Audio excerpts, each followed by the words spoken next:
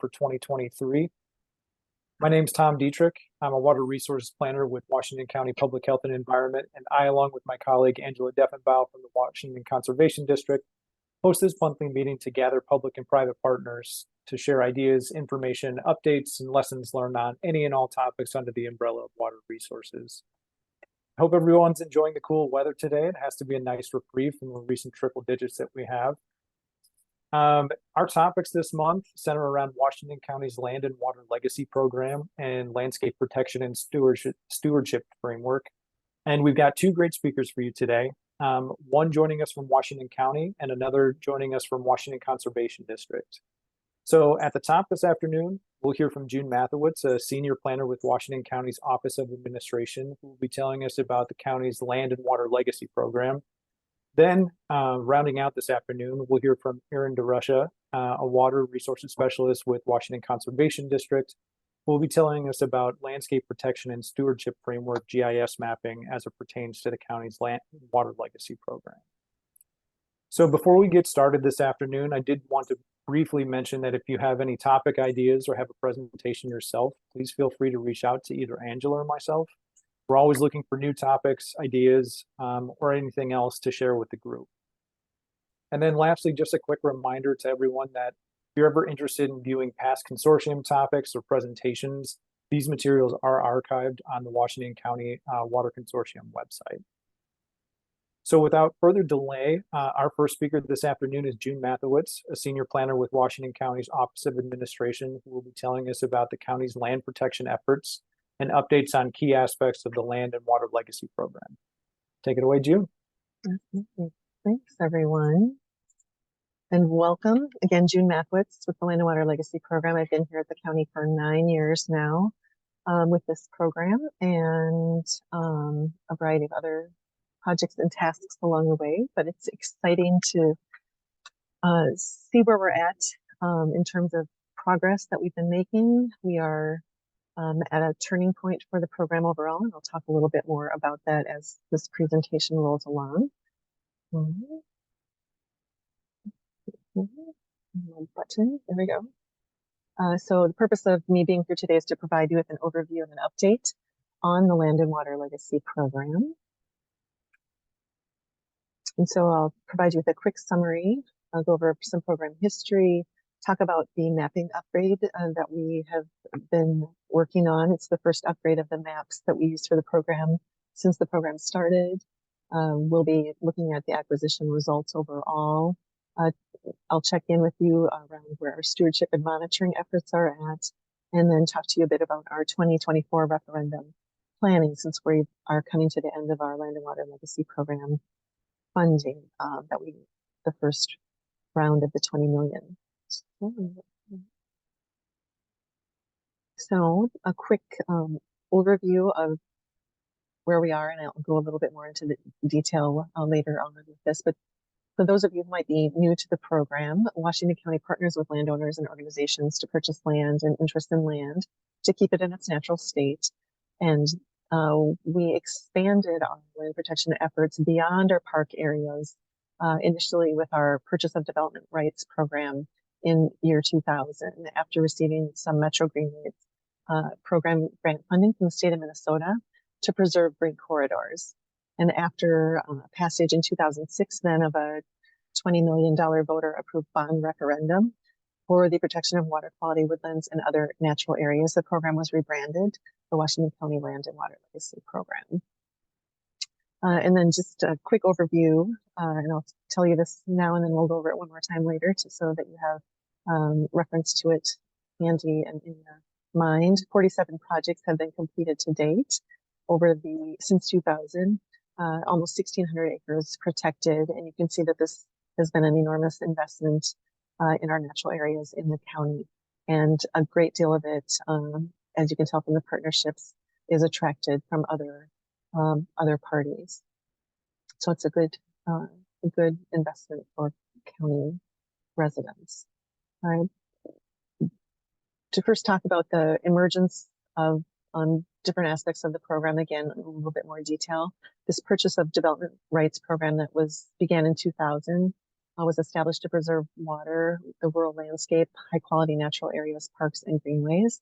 7 projects were completed at that time. Some of the names of these projects might be familiar to some of you: Hackman Baird, Kay, Arcola Mills, Oakdale's Priori, the Dewar, and the Ratzlaff properties. They ranged in from 4 to 60 acres in size, and together totaled about 200 acres as part of this first phase of efforts. And 9 funding partners were involved, and Jane Harper was the first coordinator of the program, and did a great job figuring out how to structure all of the work and navigate all the partnerships that were involved, laying some really great groundwork for the referendum to come forward. 1.6 million was invested by partners at that time, and 350,000 by the county. So a good start to the program there. Next emerged, again, the Land and Water Legacy Program in 2006, when voters approved a $20 million land and water legacy protection referendum. Kudos to those of you who may have been involved in that, or if you were around and voted for it to pass. We're now in our 17th year of the program, and $20 million has been spent, or it's allocated to active projects. So we're very, very near the end of the funding. Most recently, our most important and exciting award was the $4.288 million Outdoor Heritage Fund Award. We were in great partnership with Minnesota Land Trust on this. They've been excellent partners for the program, and we're now in year 2 of implementation of that funding round. It's a 4-year funding round, and it allowed us to add a 3-year FTE position to the Land and Water Legacy Program. So some of you may have already met Serena Raffs. If you haven't, please make sure that you do sometime in the near future. She's been a quick study and jumped right into the work, and is eager and hardworking, and we just love having her on board. The program provides 60% matching funds for acquisitions to match the county's 40%, and it also provides stewardship funding, and I'll talk a little bit more about that later on in the presentation. In terms of eligibility, the first 5 bullets that you see here include the language that was in the actual ballot referendum, which were the key purposes that residents wanted the program to come into existence for. And that was for improving water quality for rivers, lakes, and streams, to protect drinking water sources, purchase parkland, including trail corridors, preserve wetlands and woodlands, and protect land along bodies of water from development.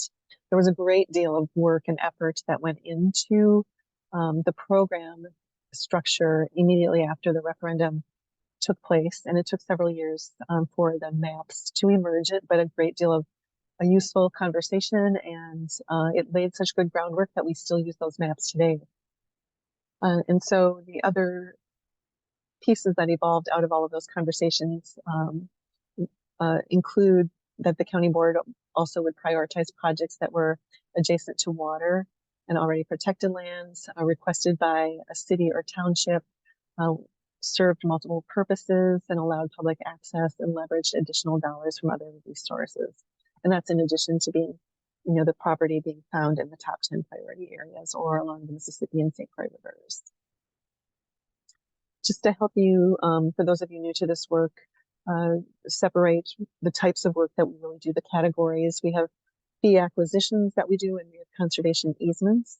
The fee title acquisitions most often involve our public works department, and usually we're acquiring fee title in pre-approved master plan boundaries for our park system. And Sharon Price is pivotal in this work in our public works department.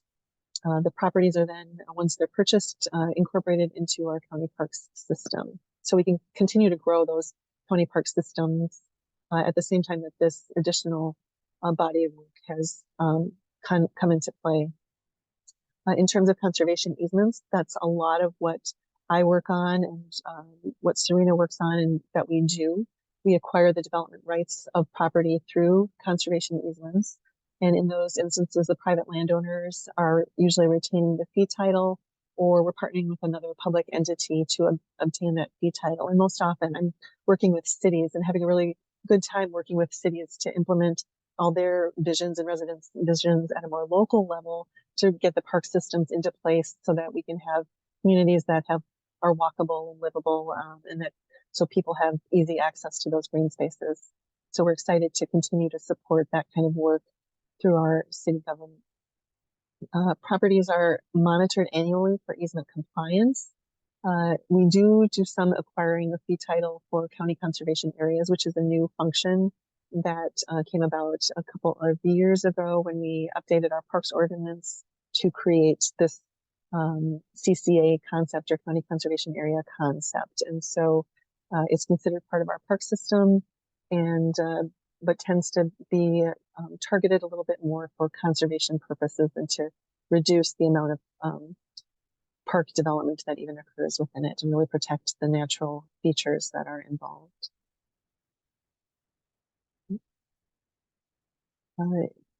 Resident engagement and priorities are key to the work that we do.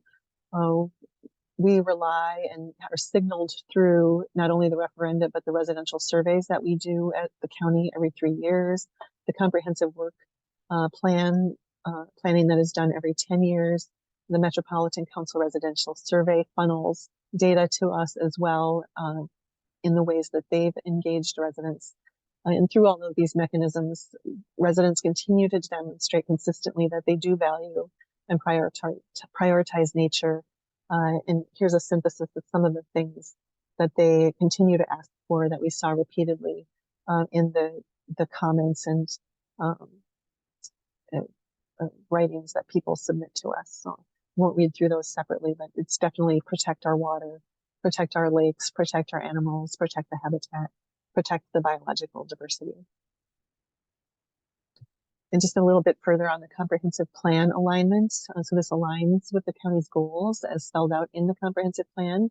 Our most recent 2040 comprehensive plan has this goal included in it related to this particular body of work to protect, restore, enhance, and provide access to natural areas, land, water, open space, and water. And there are 2 policies specifically called out that you see here to prioritize investment in the protection and stewardship of high quality natural areas and open space. And the second policy to steward natural areas by implementing sustainable practices that promote biodiversity and healthy ecosystems. So the work is very much in alignment with county goals. A little bit more on the data and mapping that came into fruition with the evolution of this project after the referendum. The first set of maps was developed by the Washington Conservation District, and the real goal there was to develop the top 10 areas, which you can see in the map to the left, highlighted by the circles. The yellow areas within those circles are the top 10 areas. And these areas and areas along the St. Croix and Mississippi River are the definite focal points for protection. And we generally focus all of our projects in those areas. And if we do any outreach, we focus on those areas. The maps incorporate data from multiple sources, especially the Minnesota Land Cover study. And so it helps show the greatest opportunities for us to address the objectives of the 2006 referendum. And we, again, use these maps to identify our high priority areas, determine areas for landowner outreach, and also evaluate the projects for funding. We've been in the process of updating those maps. And so what you see to the right is what is emerging at this point in time for the second round of mapping that we are doing. And you can see what we're most excited about probably is that we're visually connecting these top 10 areas. And so it helps promote the idea that nature doesn't stand alone in pockets, but it is very much connected, and our wildlife requires and needs that to survive, and so do many of our other natural features. And so this is still in draft form, but we are planning to bring this forward to the county board for final approvals in the near future. A few of the areas have grown, and you can see the top 10 areas, how they're named to the left. And the ones that are starred are areas that are gaining about 1,000 acres or a little bit more than that. And these are areas, for example, Browns Creek Central, where we are actually completing the rest of Browns Creek and adding it in. It wasn't fully covered in the prior map. And so we're completing and creating these top 10 areas with comprehensive areas. Same with, for example, Valley Creek Corridor. There was a north branch that was left out of the first round of mapping, and we're including that now. And we'll be updating all the materials on our website. There's a booklet on our website that goes over these top 10 areas in some more detail and describes their natural features. And we'll be updating those as time rolls along here and after the maps are done. And I want to go back just a little bit in terms of the process that occurs for those of you who may be less familiar with how land protection is actually done. We initially, when a project comes into us, usually through our partners, I actually spend very little time doing outreach. Only twice in the 9 years that I've been here have I actually been out to promote the program to specific areas in the county, because we have enough projects rolling in to keep us busy, and the partners are very good at sending projects that come forward to them or that they notice out there. And so we only work with landowners who are willing sellers, and so usually they're approaching us. They also cold call us, and we take all of those calls and research them.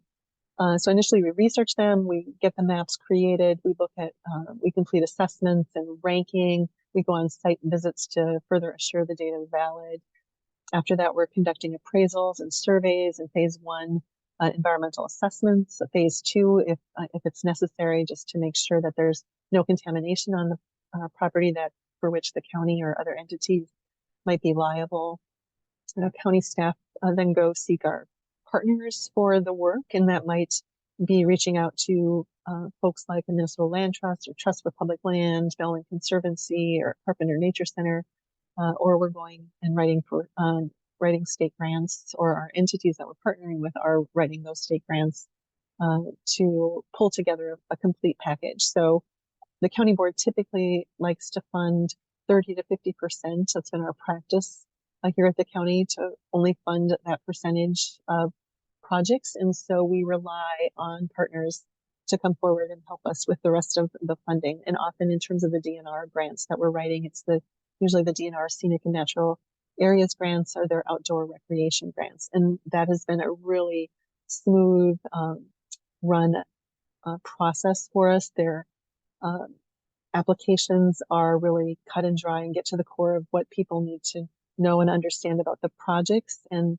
the staff there have been great in terms of rapidly turning around documents and moving things through their governing body and decision makers and all of that. So it's turned out to be really, really a great thing, especially for our cities, because we are using those grants most often with our cities. And in that way, cities are often able to complete these acquisitions and take on the fee title, but not have to invest a bunch of their resources in the actual acquisition itself. They take on the long-term care and maintenance and hold the fee title, but the city or the county puts its conservation easement over it to make sure that it stays protected. But in terms of the actual acquisition itself, cities are able to tap outside sources of funding in most instances so far. And then the Washington County Board of Commissioners reviews projects and approves the level of investment. They make all decisions about this project. This is not a staff-driven project. Our elected leaders make all of the decisions related to this program. And we're talking in terms of the results. There are two sets of numbers, the ones that I showed you at the beginning, which are the overall complete set, which includes the PDR, the Purchase of Development Rights program that started in 2000, from 2000 to 2006. The numbers right here that you see are the numbers just related to the referendum time period, which is 2006 to present. So with those, and we'll be using this a lot as we go forward for re-upping the referendum, probably in November of next year. So this is the data you'll see presented, but there's also that sort of bigger picture of the county's overall land protection, which is on the next slide that I'll show you again. So with the Land and Water Legacy Program referendum dollars, 1,375 acres have been protected, again, over 40 projects and $42 million invested. And you can see them all starred on the map to the right. And then again, here are the results for all the work since 2000, a little higher, adding in the 200 acres of the PDR, Purchase of Development Rights projects, and the 7 projects completed through that effort. And that's about, we're nearing $50 million invested in these parks projects. This map is a little hard to read, but you'll be able to find it on our website and other places. Our newest and latest project was the Mississippi Dunes project, which you can see down there in the southern portion of the county along the Mississippi River. In terms of moving into the conversation around stewardship and monitoring, monitoring visits are underway. We aim annually to complete them. There are about 17 site visits that we do now. They typically last 1 to 2 hours. We try to conduct them in spring and off leaf when it's possible. It's not always possible, but we do try and get out there. And Serena has been helping a great deal to take on that part of the work and really jump into more of the detail related to that. We are often accompanied by landowners. We always call the landowners and let them know we're coming and invite them to join us. And they have been joining us almost, at least this year, almost every time. Any compliance issues that are found are addressed by staff and project partners through resolution identification and enforcement as needed. We don't run into a lot of issues, but occasionally we do, mostly with undesired species, maybe a neighbor complaining about, some thistle that's gone out of control, that they're worried about crossing onto their path, etc. And then in terms of the Outdoor Heritage Fund money that we've received, those stewardship funds that we wrote into that proposal, we are currently in the process of putting together an RFP to distribute those funds and determining which projects we want to invest those funds in initially to get us started. The anticipated deliverables, or at least the deliverables we've proposed in our proposal to the state, was to 150 acres of enhancements and 30 acres of restored area. And so that's where we're headed to try and achieve that with the funds that are available. Here you can see the projects, the non-parks projects spelled out a little bit in terms of roles and who's doing what. We partner with the Minnesota Land Trust on a good number of projects. And so when we do that, they have been agreeing to do the monitoring with us as we co-hold those easements. And so that's been really helpful in terms of taking some of the load off of projects that we need to make sure that we try and get to. You can see the 18 projects that we are monitoring. And then there's 2 that we co-hold with the Minnesota DNR, the Arcola Mills and Wilder Hackman project. And the state takes care of that and then lets us know how the monitoring is going there. In terms of the referendum, as I mentioned earlier, we are at the end of the $20 million that we sought, that the bonds that came in for the program were at the end of that $20 million. And so we are internally having the discussions around how do you approach renewing that funding level to keep the program going, because clearly residents have signaled through the comprehensive plan and surveys and just the calls we receive that they do want to see this work, especially with climate change occurring right now. They do want to see this work continue. So we believe the support will be there in a referendum. And so we are working closely now with the Trust for Public Land to conduct a feasibility study and research, determine the most suitable election in which to run this on the ballot, and then also to develop ballot language. And there are things the county can do here to sort of help set the stage, and there are things we can't do, and we will rely on others. And TPL will finance and conduct some polling and run the campaign themselves. They're in charge of doing that, and the county won't be involved in that part of things. And that's how it worked the first time around too, which we worked close, or the Trust for Public Land was very much at the forefront of moving the referendum through initially.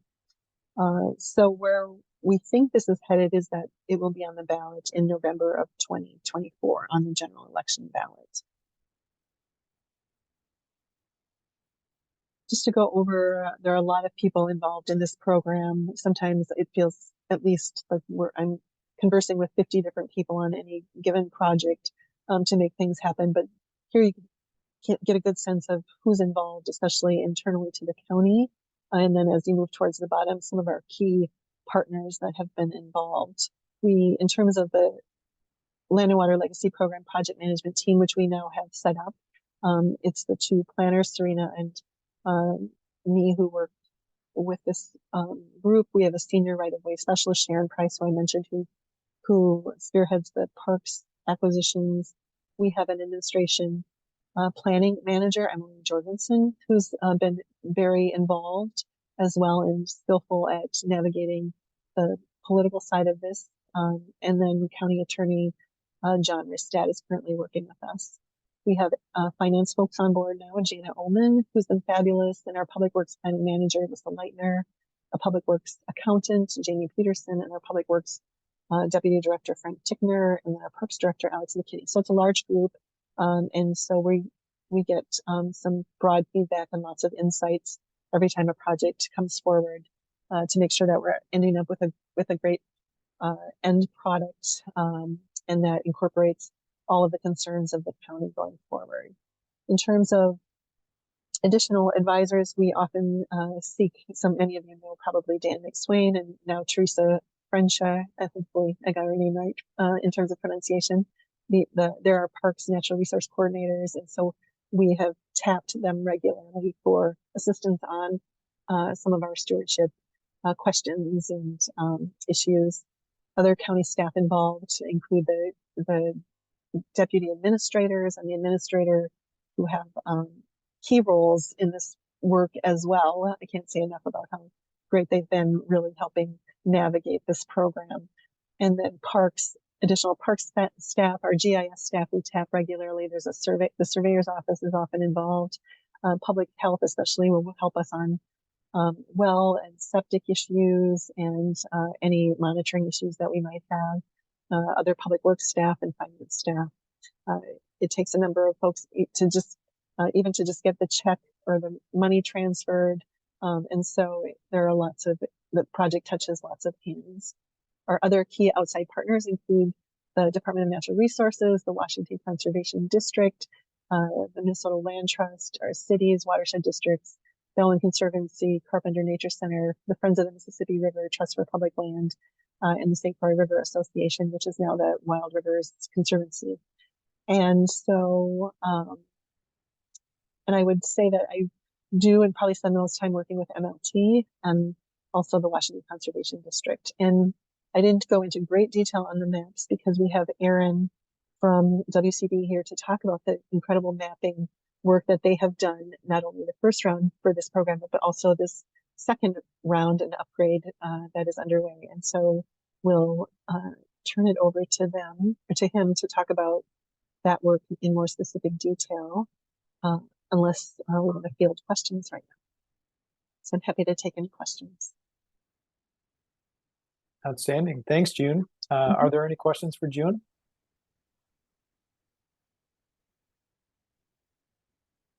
June, I have one. Okay. So when you were talking about connecting the 10 high priority areas, is that more focused on continuous natural areas or corridors? Does that extend to trails, like whether those be foot or bike trails? The program has and does work with trail purchases, especially with our cities on that. And the county does have a bike plan. And so and as many of you know, we're very actively working on biking, but and some of the key bike areas will go through what you see here as the corridor. And so I think the answer to your question is yes, there is some involvement and connection to that work, and the funds can be used specifically for trail purposes. So it's very much a part of the work that we do, and may be used even more going forward in the future to help some of those trails happen. Great, thank you. Are there any other questions for June? Okay, June, I have one more. Sorry, Okay, sure, not to sure. co-opt all these questions, but so generally in kind of looking at some of the projects that you've conducted in the past, do you have a sense of what's the most time intensive or difficult portion of the project process? And then would you have any other tips for other agencies that are looking to implement like a similar program? Oh, I think the biggest challenge is setting up is the project concept and working with all of the partners to figure out what does this project look like in the end, and who needs to be involved in just navigating all of those conversations to get to an appraisal, and then figuring out how to structure that appraisal to make sure that we're getting an accurately set up appraisal at the beginning of the project to assure that we're getting the appropriate price for the project. And so we really are getting good information and have that spelled out. And so we don't have to go back and redo it, because appraisals are, they cost money, taxpayer money. And so we don't want to goof them up. So that's the real sort of catch piece there, the figuring out what the project concept is so that we can make sure that we get a correct appraisal completed. So I think that's the most time consuming aspect of it. It's a lot of conversations with partners and navigating all the ideas and getting everybody to a yes. We agree that that's the direction we're headed with this, and making sure everybody's on board. Gotcha. Thank you. Mm-hmm. Mm-hmm. Any other questions for June? Good questions. Okay, thank you so much, June. You're welcome. Thanks for your time today. So next up this afternoon, we have Erin DeRusha, Water Resource Specialist with Washington Conservation District, who will be telling us about updates to the county's Land and Water Legacy Program, Land Protection Model, and Washington Conservation District's Land Stewardship Prioritization Models. Take it away, Erin. All right. There we go. Yeah, good afternoon, good afternoon, everybody. Erin DeRusha, Washington Water Resource Specialist with Washington Conservation District. Thanks, June, for that great presentation too. Some really great work that the LWLP is doing, and it's really impressive. Engaging these private lands and things like that to help conserve these resources, which I'll talk a little bit about more with this mapping segment too. But yeah, I will be talking a little bit about how we went about updating these maps and the different layers and concepts that we incorporated into it.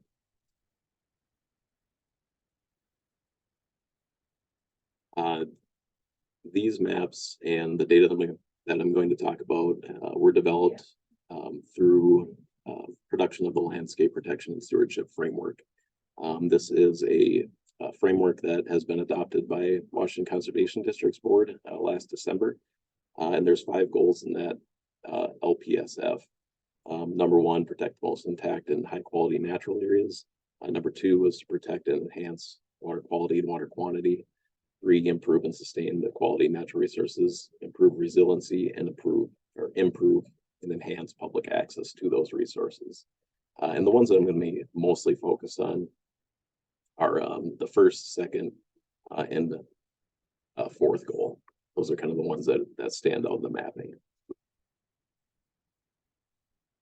So a little bit of overview about the original maps. These were developed in 2010 with the Land and Water Legacy Program as a prioritization model to score lands throughout the county, so that they could be compared one against one another for receiving that funding that June talked about to protect those lands. That was primarily based on the Minnesota Land Cover Classification System, which June mentioned. In our county, we have really good coverage for Minnesota Land Cover Classification System. Generally, the 7-county metro has good coverage. Not all areas of the state have it. And we do update ours about every 5 years or so. There was also 4 modules that went into that. There were the ecological patch module, the connectivity module, surface water module, and drinking water module. Drinking water you can kind of think of as groundwater protection modules. And within each of those modules, there was a series of data layers and GIS-based information that was weighted against each other and then kind of summed up to give a final score to every piece of land throughout the county on a 10 meter grid basis. So every 10 meter square grid would receive a score. based on those modules. And they were kind of all those modules were summed up to give a final score for that land. And kind of what those different weights looked like. And this is a lot of kind of text and numbers on one slide here, but more just to show the comparisons between each of these layers. The surface water module was composed of a few different data layers in there, and then given different weights. And you can see the maximum weight for each one of those modules that I have described here. And then the percent weight of the overall model. So you can see that ecological model over 53%, or the maximum up to 53% of the total score for that cell could come from that ecological module. So that was kind of the driving piece of information behind that score for the original scoring. The other ones were a little bit lighter ranked. The connectivity module was not especially heavy in that original assessment.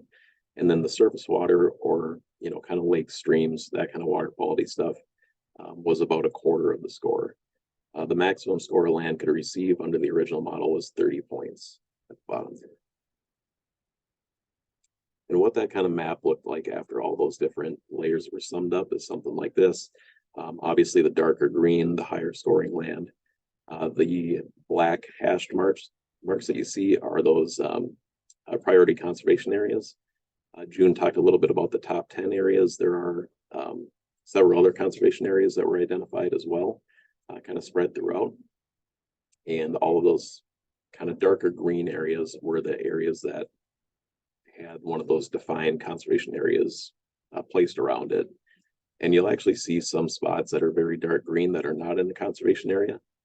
For example, kind of up in the northern part of the county there, around Lake Elmo Park Reserve, around Afton. Those are areas that were not put into a conservation area because they were already protected by some sort of land management, like a county park, a DNR wildlife management area, a state park, something of that nature. So we said, well, that's a great model, but there's new data coming out all the time. How can we update that with the most up-to-date information? We wanted to gather new data, so we looked at a MLCCS update in 2017, which I completed. The DNR came out with the Groundwater Sensitivity Atlas, Geologic Atlas Part B. We wanted to look at, kind of flesh out those surface and groundwater connections a little bit more, or surface and groundwater modules a little bit more. So we also looked at impaired waters and where catchments draining to those impaired waters are coming from. We wanted to look at pollinator sweet spots, wildlife corridors, and climate resiliency. So we took all those new layers, came up with a process to add in or subtract off data, wanted to look at where we gained new habitats through restoration or we lost habitats through development, and then take all those different pieces and combine them into, on top of the original score, combine them into a new score that took into account all that new data. A little bit about each of those layers. The 2017 MLCCS update. This was really to identify where we saw those land cover changes, either habitats that were lost to development or ones that were gained through restoration. This one, I'm in the middle of an MLCCS update as we speak. So I stole this image from southern part of the county. This is a 2022 aerial looking at areas that were previously cropland in 2017. So you can see this whole area would have been upland soils cropland, which is what that label is describing. And obviously we've had a development come in there. So this is going to be turned over to impervious surfaces, grasses, trees, those types of things. But the same thing happens at a different scale when you look at habitats, oak forests, things like that, where you have single family homes going in, kind of chipping away at those larger areas. This is just a really obvious example where you can see it really well with the development coming in here. The 2019 Groundwater Sensitivity Atlas from the Geologic Atlas Part B. This describes how sensitive the top the top 10 feet of materials on the surface of the land, how sensitive they are to groundwater pollution. It's basically a time of travel of how fast water would move through those top 10 feet. And you can see the dark areas, the karst, and the pink areas, the high sensitivity areas, typically occur in the southern part of the county where we have coarse sands, karst geology with fractured bedrock where water drains through really, really fast. So we extracted those high and karst areas to be weighted into the new model. We also wanted to look at impaired waters and catchments. We looked at impaired waters that were impaired for nutrients or chloride, especially. There's other impairments that aren't necessarily surface water driven, like mercury and PFAS. Those types of impairments aren't necessarily driven by what falls in the landscape. Sometimes they're atmospherically driven, but we wanted to look at nutrients and chloride specifically. And then we also looked at all those catchments that those impaired waters drain through or have a perennially flowing stream draining to them. So that would be the orange catchments that you see, and then the red are impaired streams and lakes. Another model that was developed by the Board of Water and Soil Resources was this pollinator sweet spots model. And I know this is a little bit hard to see on that slide there because it's such a large scale. But there was a grad student, June Tang, working with Dan Shaw at Bowser to identify habitats that pollinators could sort of use as stepping stones to get from larger core areas and kind of link up those areas. Think of it as stepping stones. And that was really based on different flight distances of pollinators. So, a very small bee might only be able to fly a couple hundred meters between spots, whereas a hummingbird or something like that could fly miles between spots. So they kind of use those different concepts to come up with these pollinator sweet spots that would serve as stepping stones, where if you restored these spots, you could link these larger pollinator habitats together. And that was kind of the basis for some wildlife corridor mapping that I'll talk about later on here in a second. We also borrowed the resilient lands layer from the Nature Conservancy. This is looking at landscapes that are most resilient to climate change. There's a lot that goes into this model. It's mostly related to the variation in topography in that area. And I won't get into it too much, but we did extract the above average storing lands from here to be incorporated into the new model. And then we took all those and weighted them differently and then added that onto the original score. So at the top here, you can see the original score with that maximum of 30 points was kind of used as the base layer. For any native habitats that were gained or lost, if they were lost, we used the inverse of the 2010 ecological patch score. If they were gained, we gave them a score of 5 for new habitats or restored habitats. For the highest quality ones that had really, really intact, robust plant communities, we gave them an extra 3 points. If that habitat was lost, we subtracted an extra 3 points. Pollinator sweet spots we ranked as a 1 or gave it 1 point. Sensitive groundwater we gave 3 points. Connectivity corridors, priority catchments both received 2 points. We also looked at the municipal urban service area 2030 boundary from the Met Council. This was only given 1 point, and this was kind of to help identify areas that would be served if they were to be developed. So areas that were kind of more, we'll call it at risk for development, but not necessarily. And then the climate resiliency, we gave 3 points, and the new total maximum score that could be received was 45 points under the new model. So with those new scores, obviously the ranges of scores that were previously used to determine low, medium, high, or very high quality for protection needed to be redone. So this is what the histogram of all of those scores, if you look at all those cells over the whole county, where they ranked and kind of the percentage of area covered under each of those classes. And we wanted to keep that percentage in those classes roughly the same. So this is kind of how that breakdown looked under the original score.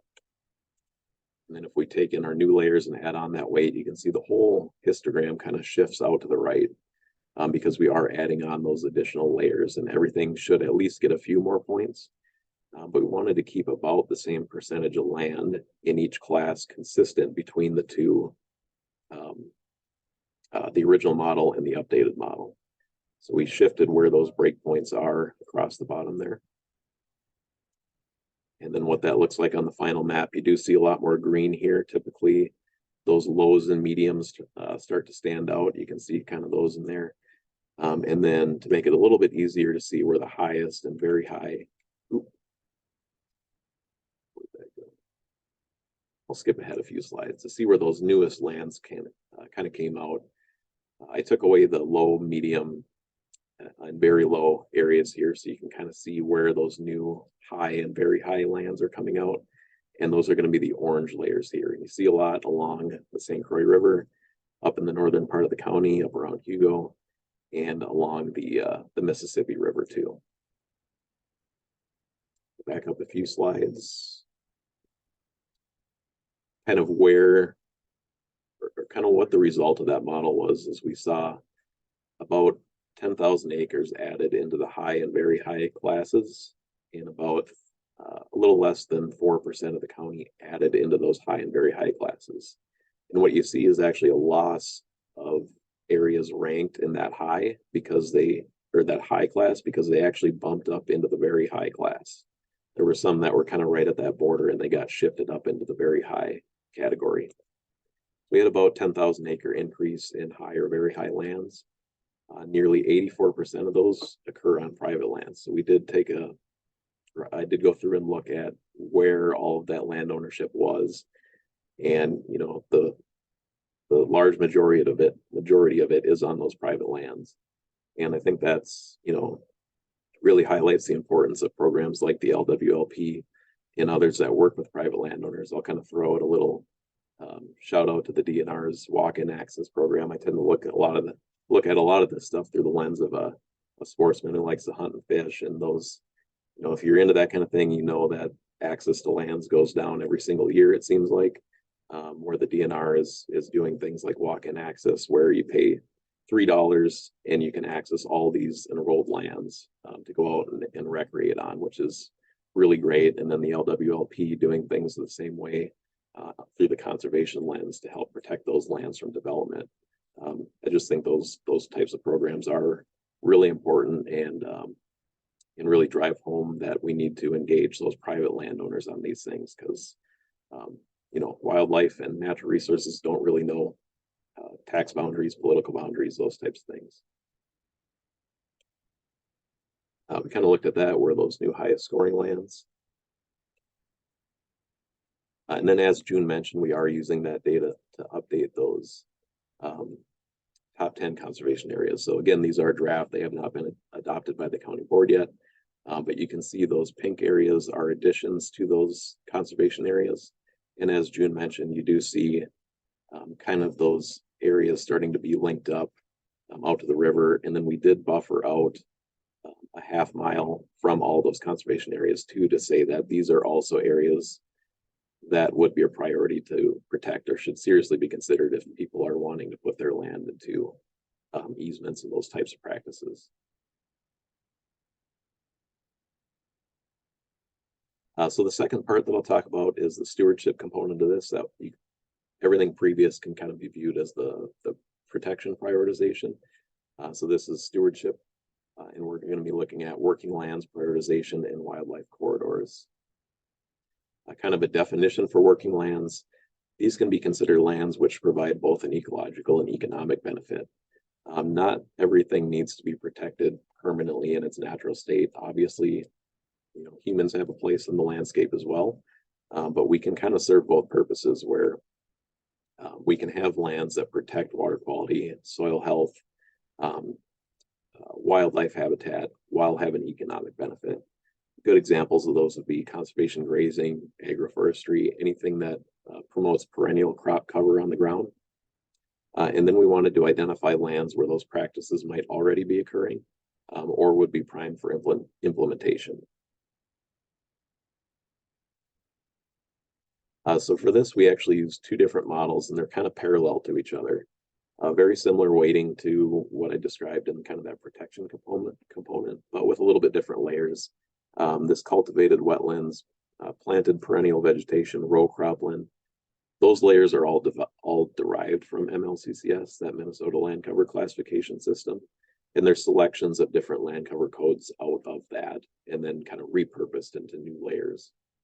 We did use the pollinator sweet spots again, sensitive groundwater, priority catchment, connectivity corridors, and climate resiliency in all these.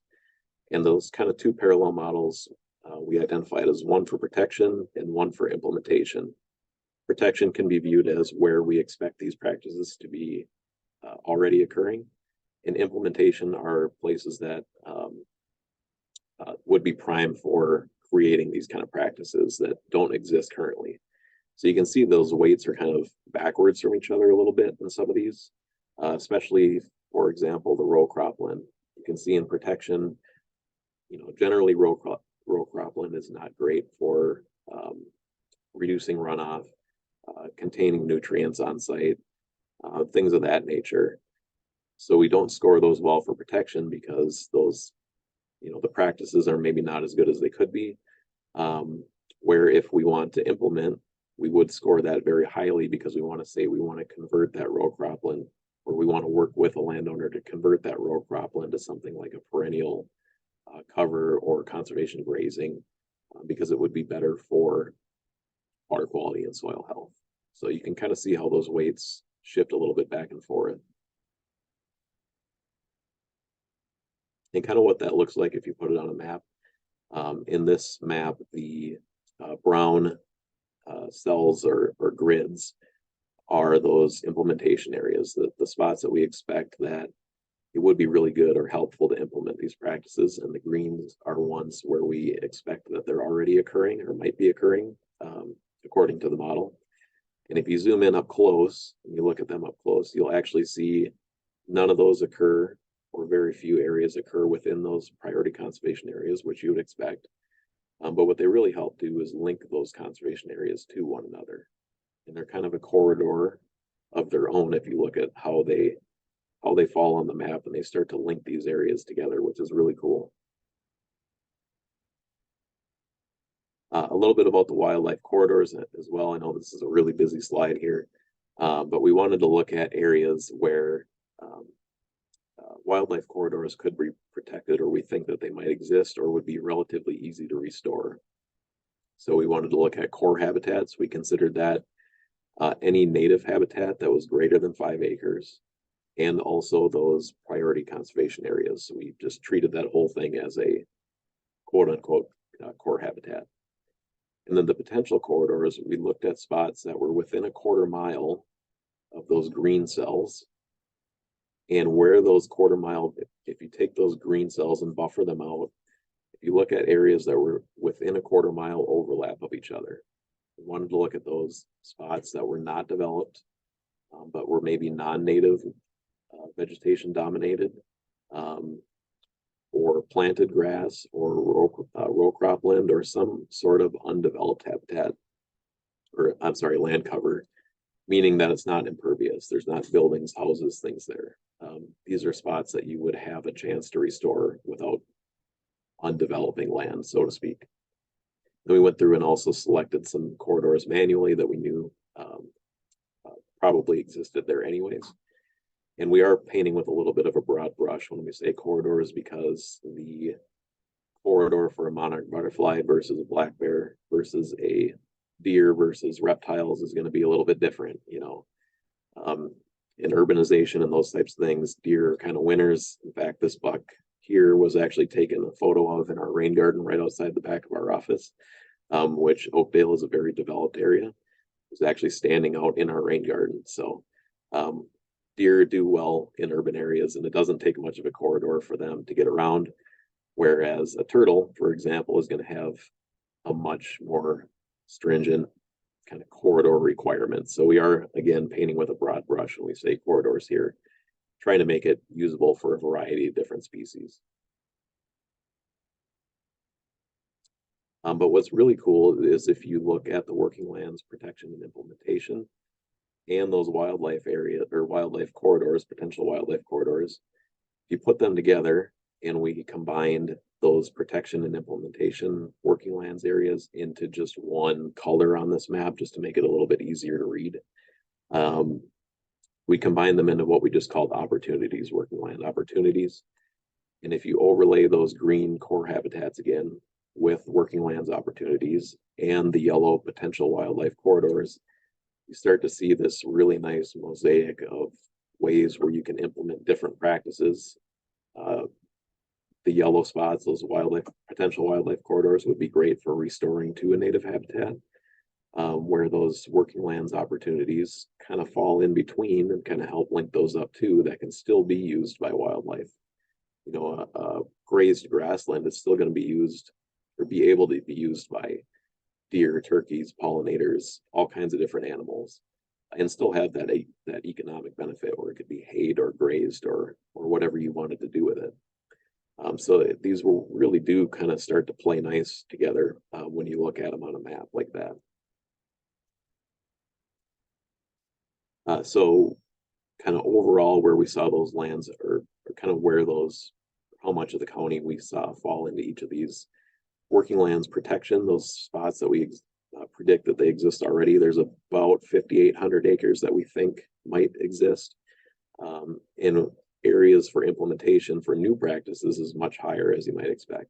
So about 2% of the county falling in that protection area, and almost 8% of the county falling in those spots that would be prime for implementation. And again, kind of who owns these lands, this one probably shouldn't be a big surprise, but there are some areas that occur on public lands, especially the county park reserves and some of the nature centers and conservation and scenic easements. But again, over 90% of those areas occurring on those private lands, which again highlights that importance of working with private landowners to implement these practices on that voluntary basis. I know that was a lot of information, but with that, I can take any questions or comments on the mapping too. Excellent. Thank you very much, Aaron. Are there any questions for Aaron?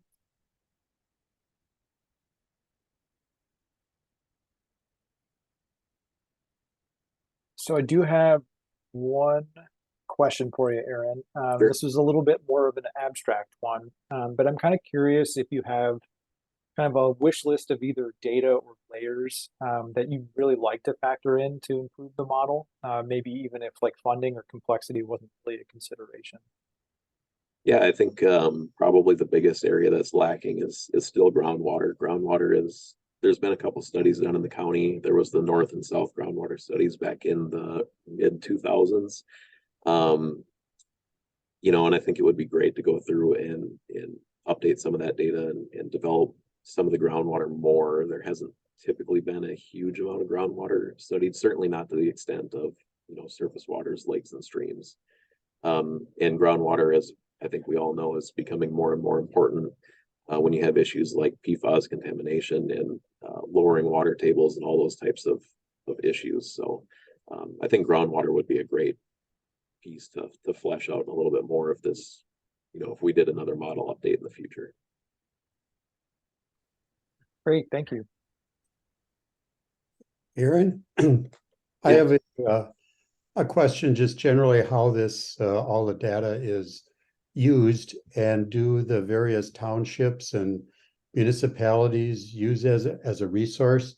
And you know, a specific example is this whole Wilder Forest sale and May Township's current process of their CUP approvals. You know, a lot of the sensitive areas and areas of desired conservation can kind of roll through this specific area. Mm-hmm. You get drawn into these as an advisory, or are you required to, or you're there only if someone wants to use you? Yeah, as far as required, no, but I would say the primary use of this data has been to inform the Land and Water Legacy Program, and maybe June would want to comment on this a little bit more, but that protection model is really used for scoring those lands, and that's how they rank those different projects to see if they're going to be able to be funded. I think that this data has been used by water districts, cities, partners, those types of things to help inform some of their decisions. But as far as it being required as part of a, you know, a development application or anything like that, or a land sale, I don't see it being used kind of in that measure. June, do you want to comment on any of that at all? I think you would know best, Aaron, how much we're sharing that data with other entities. I'm not typically asked for the specifics here from this office. What we do here is use it around the rankings to determine the final ranking for a project, and so it's used primarily to support the work of the program, of the Land and Water Legacy Program. Yeah, I will say, I guess I haven't got many requests for the data. Some of it has been requested, like the stewardship component. So there has been quite a few of our partners that have requested that for their own information. So, but as far as specific end results of using that data, I'm not particularly aware of them. I will note that this is June again, that we do put a summary. There is a summary out on our Land and Water Legacy Program website. Right now that goes into detail on some of what Aaron has been covering from the first round, and we'll be updating all of that going forward so that it incorporates all the newest data that he was sharing today. So people can find it, information in some detail, some level of detail on our website. Yeah, I'll also throw that out too, that our land protection and stewardship framework, there's way more information than I went into on how, you know, we went through and developed all these different layers and models and things like that.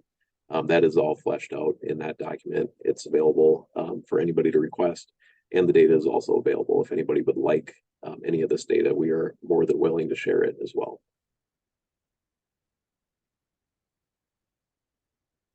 Great, thank you both. Any other questions for Aaron or June?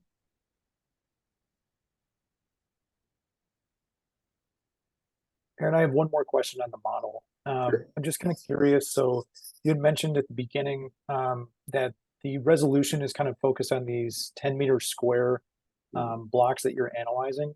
Is that kind of like common practice, or is there any utility in going down to a finer resolution, or does that do anything to improve the model? No, that is fairly standard practice, either 30 meters or 10 meters. Those are kind of what a lot of what's called raster data or gridded data is, you know, is produced in. It's usually either that 10 or 30, and I don't think going any finer than that really gets you a whole lot more, especially when you're talking about looking at protecting multiple acres. You know, it's going to be several grids covering that, even with a 30-meter grid resolution. So going really any finer, I don't think doesn't provide a whole lot more detail. Okay, great, thank you. Any last questions for either of our speakers?